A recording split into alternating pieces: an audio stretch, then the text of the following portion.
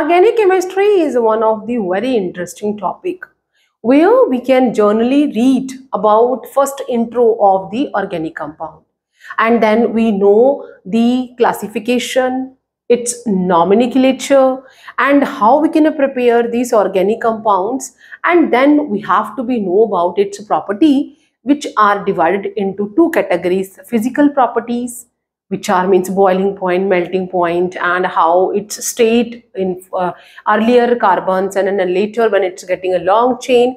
And then we have to be read about the chemical properties, means how it is reacting, what other organic compounds we can make from it, and with the different reagents, and how it will react with the metals or with the acids, and what will happen, and specific name attached to it.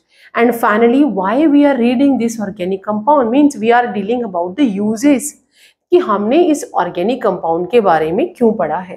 Now the very interesting unit from the class 12th, that is hello alkane and hello arene. So let's first start with the intro. What are haloalkane and haloarenes? Halo, here we are saying the halo means यहाँ पे जो halo है that is the halogen, which is the elements from the group 17. As the modern periodic table is having a 18 group, the elements present in group 17 are known by a common name, that is a halogen, and by short name we are saying it a halo elements or halo atoms if we are using a single atom. And so here that is a fluorine, chlorine, and bromine and iodine. These compounds are clinically very important and they are persistent to degradation. That is why they are easily available in our environment, because जो microorganisms हैं they और bacteria हैं, they are not able to digest or break them out. Even our body is secreting iodine containing hormone which is known as thyroxine, and the deficiency of which is produce a disease known as goiter. So here halogen का नाम है. halogen जो group 17 element है हमारी modern periodic table में, उन्हें कंबाइनिंगली हम लोग क्या कहते हैं, halogen, and short form में we are saying that halo.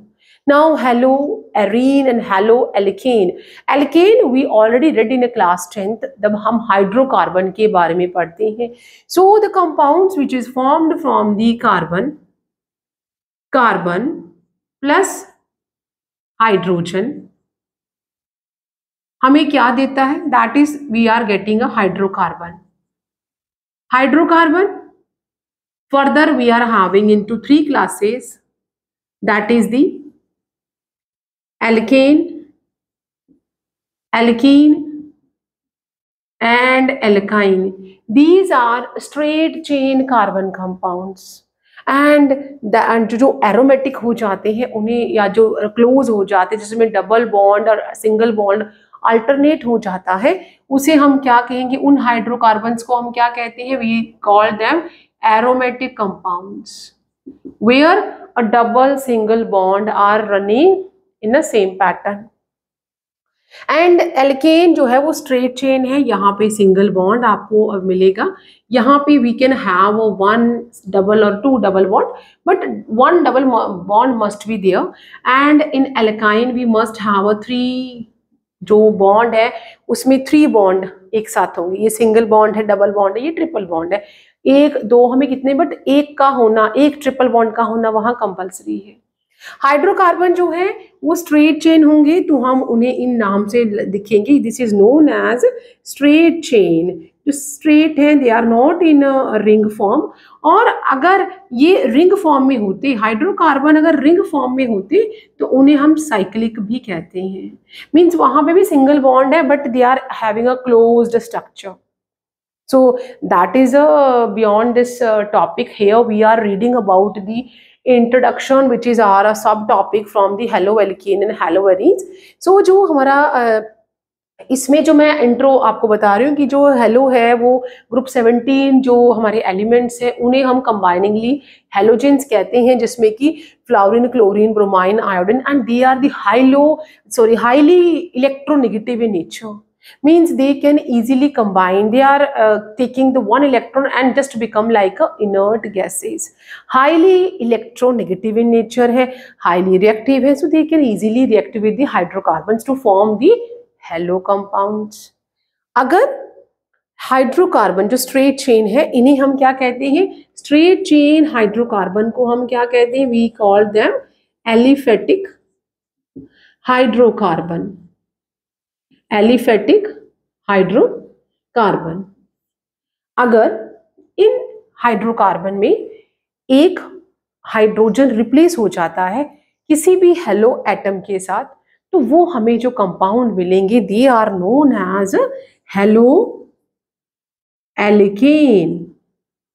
Means where one, ज्यादा भी हो सकते हैं, वन और टू और एज हाउ मेनी, और सभी को रिप्लेस कर सकते हो हाइड्रोजन, पर एक को तो करना ही पड़ेगा. हाइड्रोजन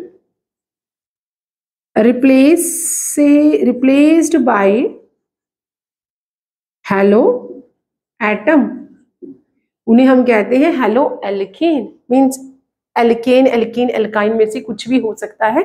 उसमें अगर हम एक हाइड्रोजन को रिप्लेस कर देंगे हेलो एटम से, तो जो हमें new class of organic compound मिलेगा that is known as halo alkane. And same for the aromatic. For aromatic में हमारा जो पहला एरोमेटिक कंपाउंड है, वैसे तो वो यूरिया है, बट यहाँ हम बेंजीन की बात करेंगे, हम यूरिया की बात नहीं कर रहे हैं. एरोमेटिक कंपाउंड में अगर हम बात करें तो हमारे पास बेंजीन है, ये हमारी बेंजीन है. और अगर इसका एक हाइड्रोजन या दो हाइड्रोजन, सभी भी कर सकते हैं, बट एक को रिप्लेस करना, तभी तो हमारा हेलो एरीन बनेगा. इसे हम जो एरोमेटिक कंपाउंड्स हैं इन्हें हम क्या कहते हैं? एरीन्स. और जब हम इसका एक जो हाइड्रोजन है वो रिप्लेस कर देंगे, यहाँ पे हाइड्रोजन रिप्लेस्ड, किससे रिप्लेस्ड हो जाएगा? Replaced by halo atom. तो हमें क्या मिलेगा? What we are getting here, हमें मिल जाए व्हाट वी आर, यहाँ पे क्या मिलेगा हमें? We got halo arenes. Halo arenes. तो यहाँ पे जो हेलो एल्केन और हेलो एरीन है, that is the organic compound which are straight chain. अगर हमारे एल्केन, एल्कीन, एल्काइन है, इनका अगर एक हाइड्रोजन हेलो एटम से रिप्लेस हो गया है, so we will get a class of compounds, organic compounds which is known as halo alkene.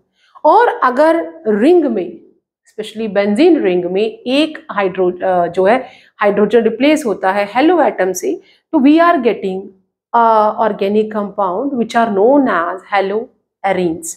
सो ये हमारा इंट्रो था इस यूनिट का. In my next video we will see that how we can classify the haloalkane and haloarenes on the basis of halogen atom.